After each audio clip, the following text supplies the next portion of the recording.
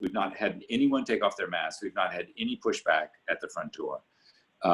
We've not had anyone disobey the social distance rules. It's been a little crunchier to ensure that the staff, who is so familiar and very familial, on their breaks, that we keep them apart. We set up our auditorium with alternating rows and every 3 seats with little X's of where you can sit and where you can't sit for the break rooms. But every once in a while, we have to remind people, hey, you're too close, as they walk back from their break. As far as we can tell, and we're very, very attentive to these matters, we've had no transmission of the virus on our premises. We've had 3 cases of staff members, 1 before we closed and 2 after, test positive for COVID, but none of their coworkers have tested positive. You know, we quarantine everybody, we get everyone tested, and there seems to be no communication among staff on the premises that we can document or that we've been made aware of. So that, again, reinforces our sense that the facilities are safe and secure. That comes at great expense. We've been having we had close to 1,200 visitors a week ago. Thursday, we had 700 visitors yesterday, Thursday, our free day. We're averaging under 500 visitors per day of the 5 days, so it's 2,500 a week. It's not a sustainable business model, but we feel that we're performing our mission. Our mission is to provide these opportunities and experiences for the public. We feel that we are performing on our mission. Admission was always subsidized, in any event. And so we're just subsidizing it, even more. We're committed to it. We'll stay open as long as we can legally stay open, and so long as we feel that our premises are safe. And until 5 minutes ago, we thought our premises are safe, and we have no reason to believe otherwise. If everybody lived in the same bubble that we're living in at the museum, with the sanitation, the masks, and the social distancing, we would have COVID beat in a few weeks. So when people ask me, are you creating a super spreader site? I say, no, there's no evidence for that. In a month into it, this is not a meat packing plant. And, shouldn't people be staying at home? I say, I don't think anyone's home is as safe as our museum. No one has these facilities. No one has these resources to provide this environment that we've been so diligently providing. So I feel redoubled in my belief, until I'm shown evidence otherwise, that ours is a safe experience, and that we're not overwhelmed, we're not being pushed back, we're just not creating an unsafe environment for the people of Houston. I would say to anyone who has any hesitation, don't come, don't leave your house, stay at home, stay safe. Absolutely, I'm not encouraging people to risk their lives or to risk this disease.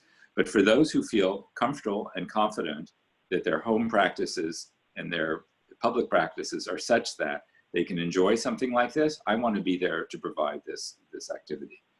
I'd be happy to share with any of you our protocols. We've got pages and pages of protocols. We've been sending them to hundreds of museums around the world. It's just it's more about optics, but we have the temperature scan when you come in. No one is pushed back. It's been very, very easy. It takes just 2 seconds. The sanitizers are there, the plexi barriers are there. You can have a touch-free and cash-free stroll entrance and exit through the museum. We've simply not had any problems, nor pushback from staff or from visitors. It's just all gone as well as we could have hoped. It can change tomorrow, but for the moment, that's where we are. Thank you, Gary.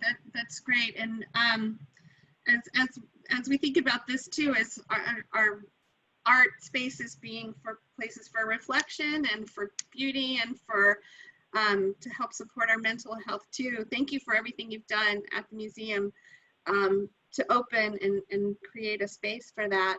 Sandra, I'm going to unmute you.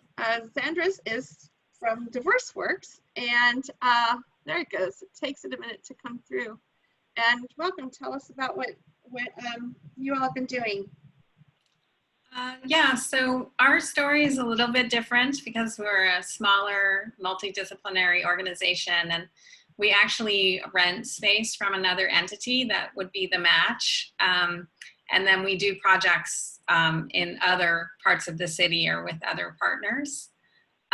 So I guess I'm just going to start with, you know, basically where we started and then kind of take you through to where we are now. So, so we had a very, very rough emergency plan that was really like back in, we had started working on it, or I had started working on it last year, but then I really didn't put it together until this was happening.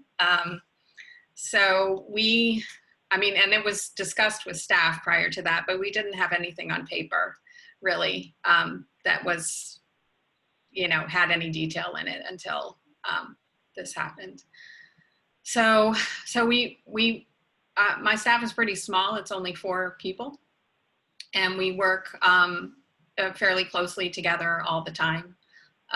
So I knew a few weeks before the return or stay-at-home order was initiated that we would probably need to do that and work remotely. And so I had talked to all of my staff about what their needs were, and I asked them to prepare, you know, for that eventuality, that, you know, if they needed any other materials, that they should sort of like have a list or put it somewhere so that when we did need to leave, that we'd be ready to go. And we talked to all of our funders and partners when we actually did leave, sent them a message. And then it was at that point that I was like, I should really have had a plan, like an actual written plan all along. But we did it together because we could. We only had to communicate with, you know, a fairly small number of people compared to someplace like the MFA Houston that has like hundreds of staff. So it worked okay. We, you know, before even the return to work started for the rest of the city, we were all at home working remotely. And it was during that time that I started to have a lot of dialogue with other directors on what they were doing, and also came up with guidelines for us that were kind of separated out in terms of the type of programming and who was involved. So I thought I might share that with you, if that's okay. Just like some guidelines that I and my staff kind of decided we would, I think this is the one, start to use. So this is the emergency plan. As you see, we're like super small. We don't have a collection. We don't have property. So for small orgs, something like this, which is just a page that gives you an outline of plans and sort of a protocol of like, if the executive director isn't available, who then becomes authority over, you know, decision-making and kind of moving down the line and how you're going to communicate. That's what this document is. And it covers not just coronavirus, obviously it's for natural disasters or any other significant traumatic event that would cause diverse work staff to either not be able to be in the space, or even some of us not to be able to communicate with one another. So this has been sort of like the starting point for us, and it will be for future events, just as a guideline for how we're going to communicate with one another and also who's responsible for what. So that's super simple. And then the other, I'm just showing these to y'all just because for other orgs that maybe don't have something like that yet, that it can be simple. It doesn't have to be a big binder.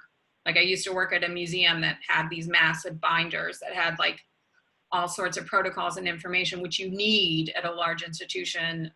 But for little ones, there's, you know, there's other, you can have a smaller one that's easier to read, that people will actually read it and use it. So the next thing I was going to show y'all was our safety guidelines, which are here.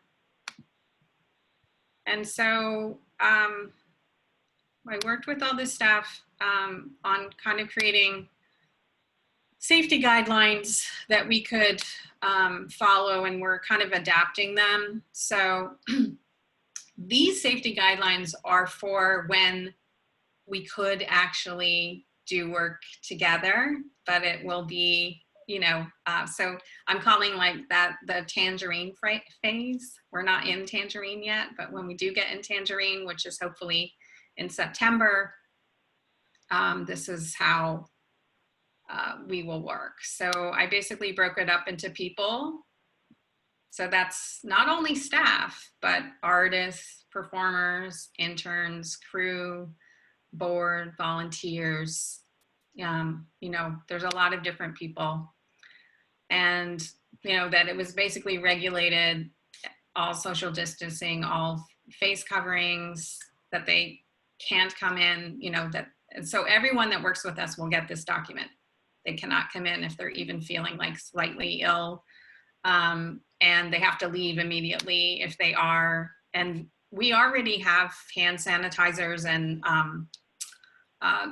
those wipes all over the place at the match. We'll just be getting more, and we have some face coverings for volunteers. So those will all be provided, that we have a plentiful supply for everyone, so that they can, you know, sanitize and stay clean and protect each other and themselves. And then we basically said, whenever possible, you know, you can work remotely, and that I will do everything to make flexible arrangements so that people feel safe in the space that they're working. Like there's no, you know, as I want to be as, you know, attentive to people's needs, whether they're artists or performers or staff, so that they feel safe.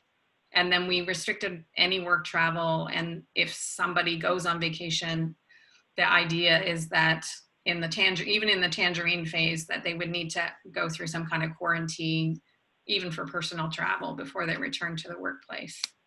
And they have to tell us about that in advance. So then the second group is facilities and installation. And so this is basically in our office, but also in the gallery or performance spaces. So thinking about, like, you know, what do we need to have on hand, and what are the things that we need to do to make sure that we're not creating more hazard or possibility for someone to contract the virus. So this is, you know, that we'll have supplies for anyone who comes in, that we'll have supplies for all the volunteers and staff that are working within the space. We'll have supplies for all the installation crew, and we'll designate certain areas where, when we're in installation, that's just the spot for that installer to put their stuff. And, you know, that we just kind of like make sure that social distancing is recognized whenever possible. And then remove any hands-on items that could be left where, you know, germs could be, or virus could be contracted. So try to have everything touchless, or if it is something that we have to use, that those things are only used by one particular person, or they're completely like in a bag or something like that, where they can be cleaned the outside, on the outside, so that other people can use them, or use gloves. And that we were also going to ask some of our installers to bring their own tools, so that tools weren't being passed from hand to hand. So a lot of, you know, it's not a lot of detail, but it's enough to sort of like, we can give this to each person that we're working with, and they can be like, okay, I get it. That's how we're going to work. And then Match has done a really good job of having regular cleaning and disinfection. One thing that I need to work with them on is air circulation, because there's been sort of conversations that, you know, in another part of the building, there might be someone who is sick and there's this potential that it can circulate through the air systems. And so I need to understand like how those systems work in our building, just so I'm aware of, you know, if that, you know, there's so much unknown still about this virus. So it's just to at least have that knowledge. And then this is pretty important. We're not going to do any performance, but there are some projects that involve participation that we're planning by audience members or our performers that are kind of low level, but we basically had to kind of draw the line and say, you know, for some of the upcoming projects, that if there's any potential for aerosols because someone is breathing heavily or speaking loudly, or that just cannot be allowed, because it'll just be put everyone at risk. So so that's, you know, a drag because it really affects the way the artists are working, but it's just the reality of the situation. And then, yeah, just regularly cleaning anytime somebody comes in, that they're. Sandra, I'm Yeah. sorry to interrupt, but we're past 10 minutes. Okay, sorry. I'll clean. No, that's okay if you want to wrap it up. And I'm then, almost done. okay, and Desmond's joined us, so we will. Oh, great. Okay. And then DW visitors, we're gonna have notices so everybody knows what we're doing and that they should observe the face covering and sanitizing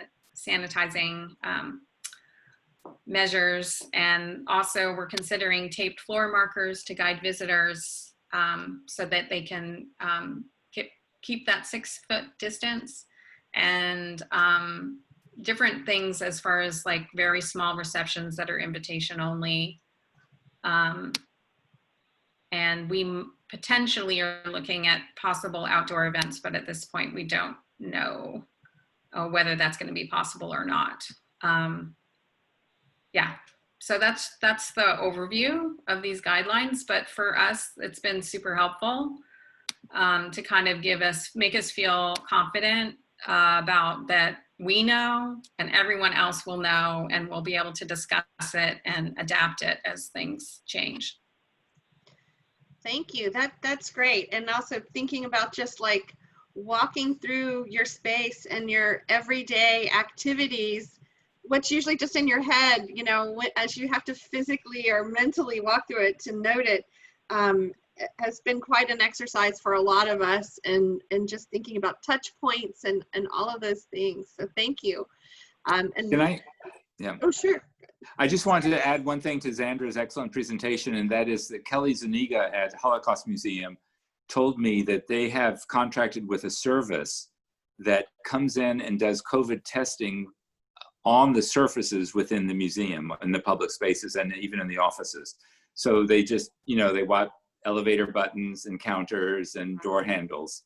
And she finds that has been very reassuring to the staff to know. And by the way, they've not found any virus present in all of their testing, but I think they come by once a week and test. And I don't have the name of the service, but we're going to get them to come to the museum as well. Oh, that's amazing. Thank you, Gary. Okay, Desmond is with us, and Desmond Bertrand-Pitts is from the Buffalo Soldiers National Museum. And Desmond, do a brief introduction and let us know a little bit about what you all have been working on at the museum to reopen and welcome visitors. And we've been taking about 10 minutes for this, and then we'll open it up for Q&A. Hey, hey everyone. Hope everyone is doing okay. And so we opened June 19th. We had previously anticipated June 1st, but we weren't ready yet.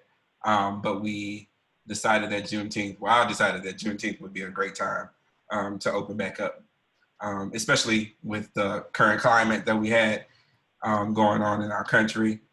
And so we had a large crowd, but we did do time ticketing. So it was a free event for Friday and Saturday, but we did 15-minute intervals, and we only allowed so many for each time frame. We did, and it worked out really good. People who didn't do prior registration before coming, we had them do it on site for a time that was open. So we were able to manage it pretty good. We have the social distance sign saying, wait here, stop the spread throughout the museum. So we've done, most of it is 6 feet. In some spaces that are smaller, there's no way we could do 6 feet, but we still distance it as much as possible. And then I guess I can share my document as well. Okay, so basically, definitely I took up the information from the state's website in terms of how we were able to open it, what capacity. So I started with that, and then just made it specific to, and then also looking at other colleagues and people who shared their documents to see what would fit us, and kind of navigate that way. So we've done the plexiglass at the front admissions, the gift shop, to protect the guests, of course, but also the staff. We have masks are required. They were required even before the mandate that was just put into place. And I think we were able to still to operate at 50%, but I'm still doing 25%. Just because I think it's safe, and now that we're seeing the spike, I think it makes sense. We're only allowing like 4 people on the elevator, 2 people in like the restroom. We've restricted, like I said, we've distanced all of the gallery spaces as much as possible. We're doing each of the managers, staff managers, and other staff basically have a room. So to support our facilities department, we all chose a room and we'll clean in like every 1.5 hours. Sometimes we miss it a little bit and it ends up being like 2 hours or so, but that's when you get caught up in work. But we're doing as best as we can. Water fountains are closed, of course. The seating areas are pretty much closed. We have like maybe 1 or 2 chairs in each room for elderly, but we've restricted the theater seating on the outside, all of that. All of that has pretty much been cautioned off. We actually just completed our kid space. So that it's still closed off because of the high interactive feel that it is in that room. We have iPad stations, and just that we know that kids, they're going to touch pretty much everything. So we would have to clean it throughout the day in order to have that open. And I think that was part of some of the restrictions in opening the interactive spaces weren't allowed at that time. We're not doing temperature checks at the door, but if we see, if we potentially, see anything, any coughing or anything like that, then we have on signage that we can do like on-site temperature checks. Well, we're asking a lot of people not to congregate. We have the Houston Black Market that started back again. So that's normally a really huge crowd, and it has been, but they tend to, in a normal world, they would congregate, they would talk, they would, visit the museum, they would also shop at the market, but we've asked them to not congregate as much. And then we also opened the outside so that all of the vendors are not on the inside of the facility, because normally they're like right there next to each other with no distancing at all. So we've opened the outside plaza and some of the parking to have some of the vendors out there as well. So we've done things like all employees must wear the mask when they're around guests or with clients or anything of that sort. But if you're in your office, then it's fine. We're trying to continue the pre-purchase and the time ticketing. We're trying to push that as much as possible so that we can control the crowds. But historically, we normally have a lot of group tours. So people are not doing group tours now. So we don't have heavy foot traffic. in terms of, a lot of individuals. We'll have, people trickle in here and there outside of last weekend because that was the reopening. But now we haven't seen any large crowds. So we've limited, the gift shop, allowing certain amount of people to come in, asking them not to try on stuff and not to touch too many of the items. If they need something, then we can pull it for them, just to keep those things down so we're not having to clean it throughout the day. But exhibit cases, we're also cleaning those throughout the day. Although we're asking people not to touch them, we know that it happens. I walk around the museum all the time and I still see people doing it, but so we just kind of go without being too pushy. We go behind, and make sure that we're cleaning those spaces. And like I said, we closed the children's space because of the interactive equipment. And that's pretty much it. The opening went great. Like I said, we distanced as much as possible. People were happy. People came with their masks. I think we may have had, I can count on my two hands how many people didn't have masks, but they weren't, we had some on site to give them, so they weren't like against wearing it. They just didn't have it. So we haven't dealt with any issues, people not following protocol or rules or anything like that.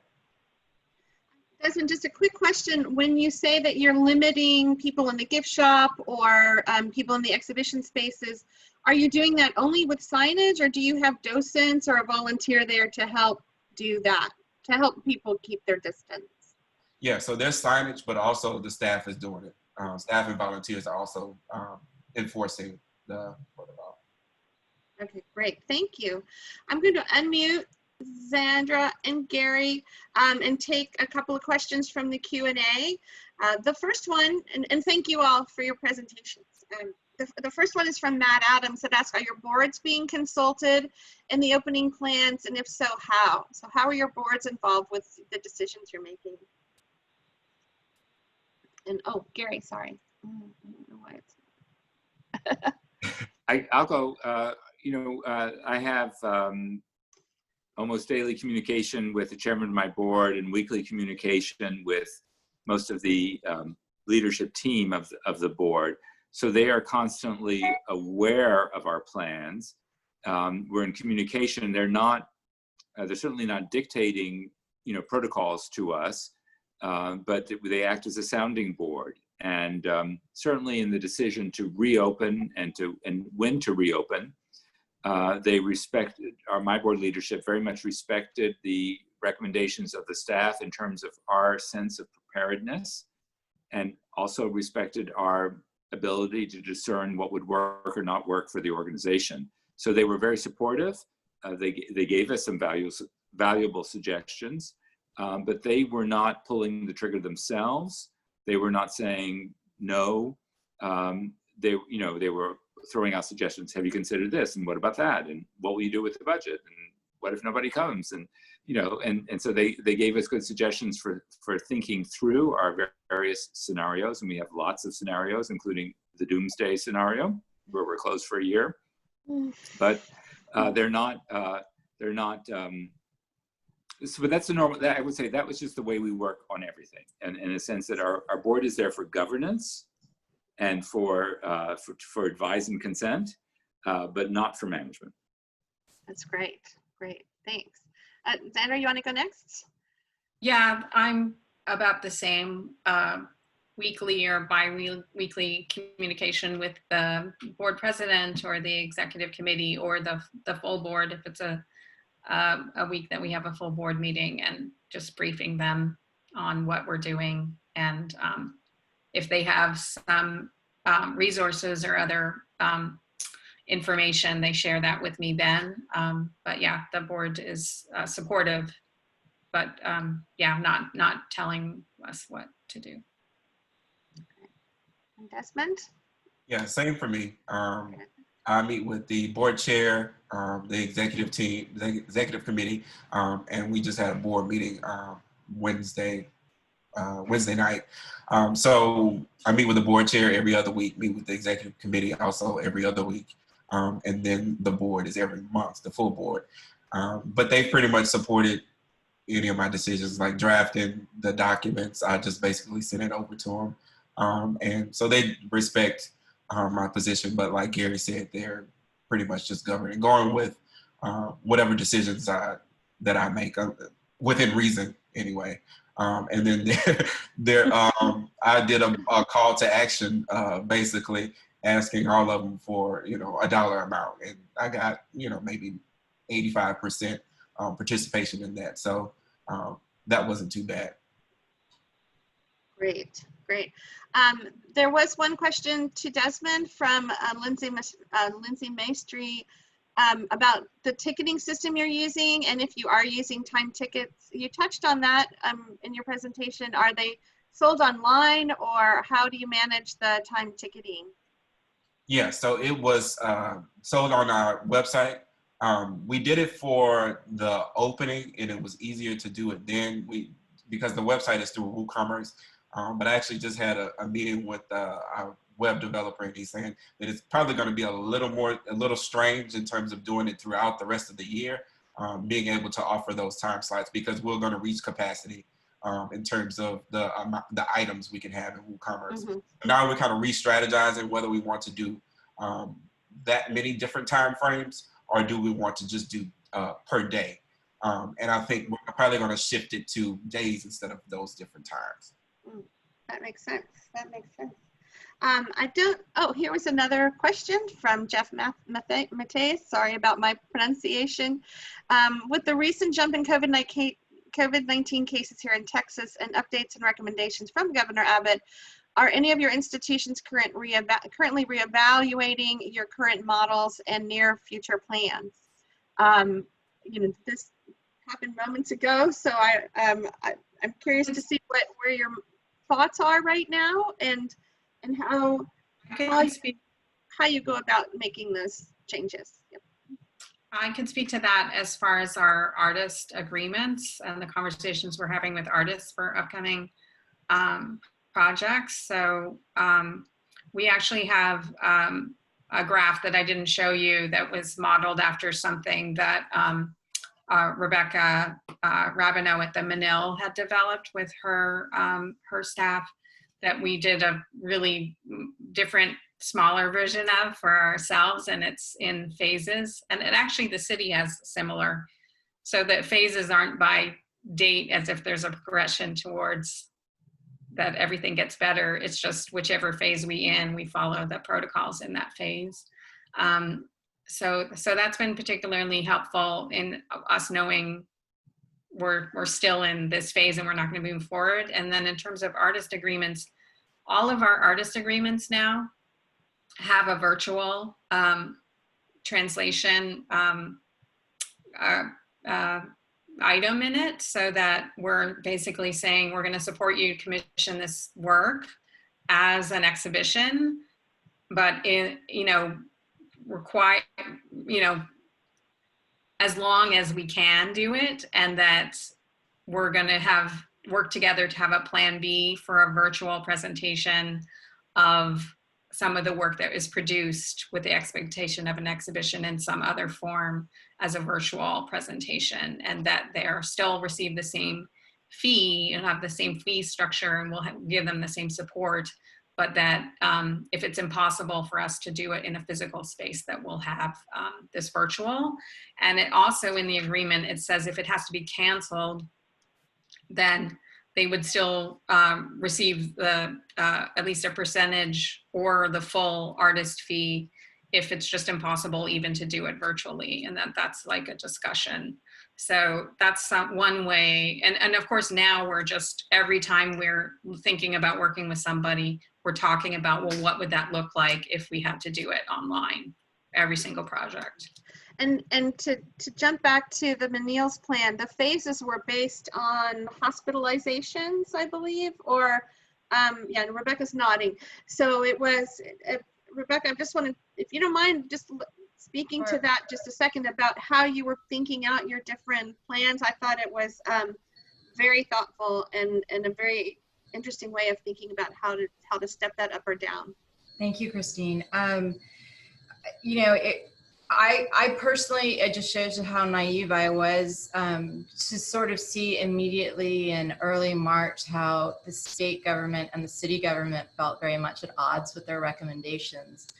And, you know, one morning I woke up and I realized it's really up to each institution to figure this out. There was not going to be any consistent guidance, and that I don't know why, I guess I was just naive, but that struck me as a very sort of strange moment to be in.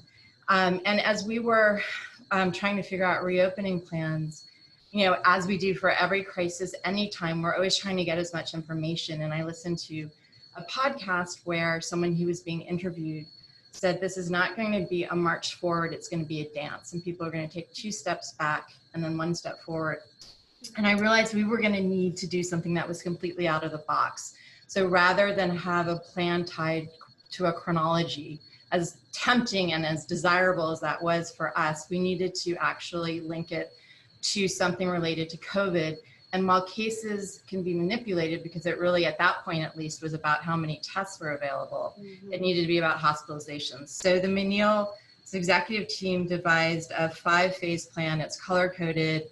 We got the idea just based on what had happened back in, you know, with the terrorist attacks when there were like color codes in New York. And so it goes from red to violet, and it's related to local hospitalizations for COVID. And we worked with folks in the medical center. And so everything is tied to from, you know, community spread where there's a shortage of medical supplies and the ICUs are full, to when we're on the other side of it. And it was a huge, huge amount of work because we had to imagine every single scenario for the public, for the staff, for our grounds, for everything in each of these phases. But it's already like, I'm just so relieved that we did it, because we had an emergency executive team meeting. Yes, emergency sounds dramatic, but an unscheduled executive team meeting yesterday, because there is a chance that the ICUs will be filled. And so what would that mean for us? And instead of reinventing the wheel, we just went and looked at red phase and went through it and said, okay, we did this in the abstract, but let's apply what we know is happening. Does this still work? And it did. And so what could have been very stressful and 5 hours, all of a sudden it's like, here it is, and we're ready for it. And so we reevaluate the situation once a week on Tuesdays. And once we have a sustained decrease in local COVID hospitalizations, we are prepared to reopen. We have all of the supplies. We are quite convinced we can keep the public safe. Where we see a little bit more of a challenge is keeping our staff safe. And that's, I mean, obviously it's a priority for every single person on this call. But we've already experienced things as some of our art handlers were working with an outside firm to do something. Someone on this outside firm's roommate had tested positive. And so immediately our entire art handling team and our conservation team had to go be quarantined, be tested. Thankfully, everyone came back negative. But you just see like one thing like that just can shut down the museum for a week and a half. And so that's where our priority is. And we're using a plan. I have it in front of me. Anybody who wants a copy, I'm happy to share it. We worked really hard on it. It's not going to be the right thing for everyone, because every one of you has different needs and concerns. And look, this is just what works for the Menil. But if it's useful to anybody, I'm happy to share it with you. Thank you so much, Rebecca. I think that's one of the things that has helped so many of us is everyone's willingness to share their information. HAA is, I believe, building a resource page for return to work, and they have a lot of resources already on their sites, as well as so many institutions. But that is, the HAA site is a great place to go for information if you're just needing a place to help you edit it. We are at 12:47, and oh, look, Joseph sent me a thing. There's a link in the chat for everyone. Oh, no. Yes, for everyone. He's sending that. And also, if there's information you want HAA to consider, then there's an email for him to check the chat there. I don't see any more questions. So I was curious about something from our panelists. I've been responsible for working on the guidelines for all of the Houston First facilities, which is everything from an office building and a convention center to a performance venue. And that is, as you did your steps in creating your guidelines and thought through these everyday processes, was there anything that surprised you that you didn't, that sort of was brought to light about how we use our facilities and how our visitors experience our facilities that you may not have considered until we've had to go through this process? And whoever wants to think about that with us. Well, I'll just speak. I'll just say, I think, you know, it's just struck me now that we're so self-conscious about being responsible citizens, and as I just watch proximity as I go through the world, and I've been astonished at how close people normally are. And if, you know, looking at photographs, just helping select photographs for our Instagram feed and things like that, people get up front and close all the time. And, you know, 6 feet.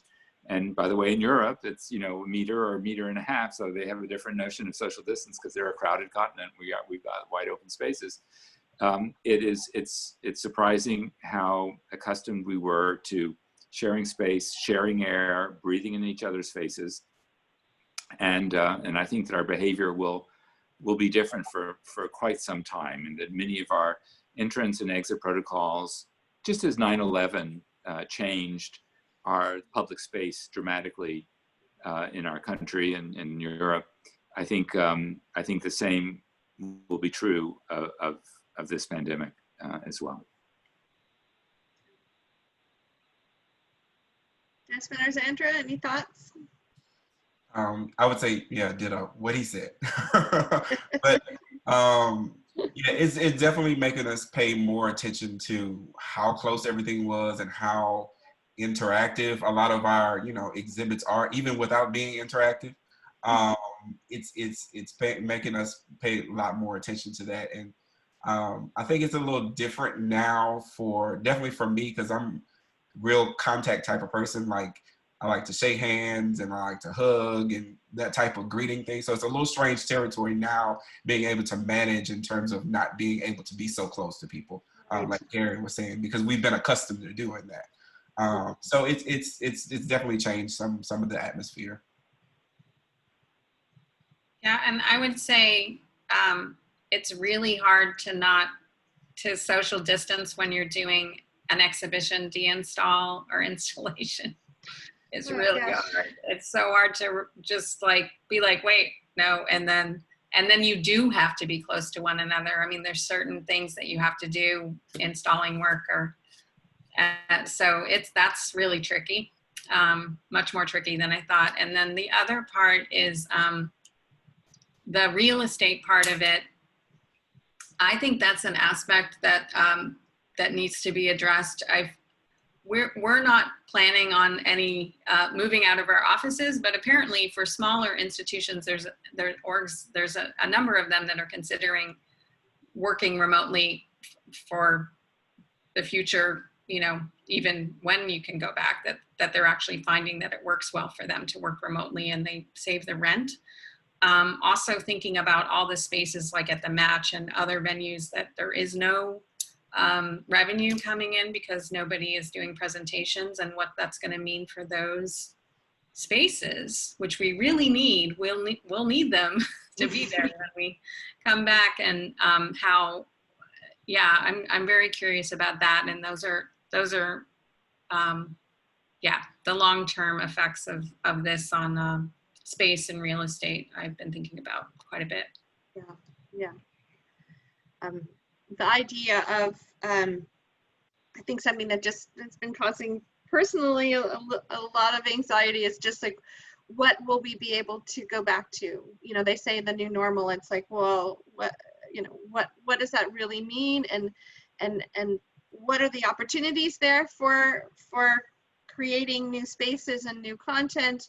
But also what will we be losing?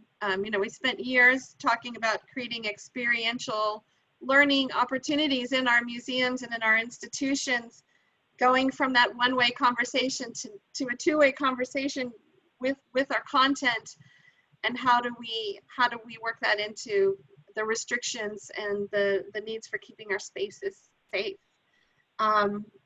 We will be going into the smaller subgroups soon. I want to thank everyone for joining us and speaking so freely and sharing with us your experiences. We do have a minute or so more, a couple of minutes more for any other questions or thoughts. If anyone from our visitors, our guests, I just want to briefly bring up the accessibility part of this too, which there has been, even though we're not open, because everything is virtual, there's been this growth in accessibility through doing virtual programming that has benefited a number of individuals, has been a very good thing. And I think I'm interested in hearing from the other panelists about the long-term thinking in terms of will they always offer a virtual version in the future because of that, how it kind of opens it up to other audiences that may not have physically been able to go to those institutions. Just curious. A great question.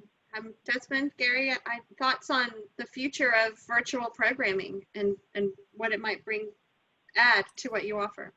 Yeah, I think it's here to stay, and I think we're not ready yet. And we still, even with all the Zoom and Microsoft Teams and everything that we've been experiencing through webinars, we still don't yet have a frictionless way to have both a live event and a virtual event. Let's say Board of Trustees meeting where some of the people are in the room and some of them are on their computers or telephones, and to be able to have communication back and forth elegantly with enough view and screen share and all that. We're not there yet, but obviously it's a need and we're going to work toward that.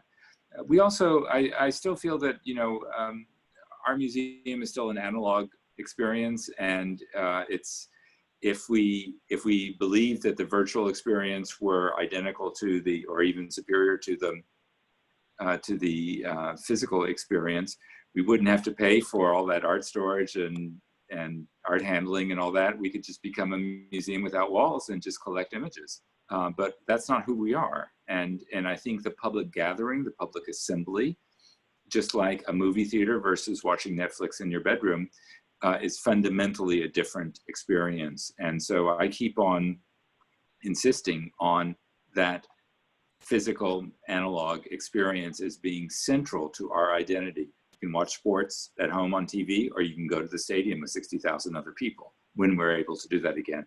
So I'm very cautious about creating this line in the sand between what's a nice, you know, wonderful virtual experience, which has capabilities that the analog doesn't, not only to reach a huge audience, but also to see things you can't see in person, like, you know, the Eisenheim altarpiece, which you can see, you know, through virtually so much better than you ever could standing in that chapel. But our business, my business, is providing a space for contact, and as long as I can, that's what I'm going to be insisting, while working on finding the budget to enable the broadcasting of our programs externally. What was very interesting is, for those of you who participated in the La Placa Cohen survey, was that many people, and we saw that actually in our own statistics for our virtual experience, that many museums picked up content users who had never visited their museum. So there was a reach. We didn't see a dramatic increase in our reach through our virtual experience. We sustained our audience, but many museums saw new visitors who weren't physical and are not in anywhere, you know, have no proximity. So that to me is, you know, an interesting fact to be considered. Great, thank you, Gary. Yeah, I love the idea of it as an additional tool and an additional way to reach people, but certainly we learn with all of our senses and experience with all of our senses, and being in that space and in the physical space with artwork or live performances or any of the ways we experience the arts. It's so very important and so much part of what makes it makes our lives better. So thank you all for doing what you're doing and pivoting and rethinking and going through really a huge expense of resources, time and energy to provide these experiences for us all. It's really important. I think that Joseph is going to be breaking us into the smaller groups now, or fairly soon in a minute or so.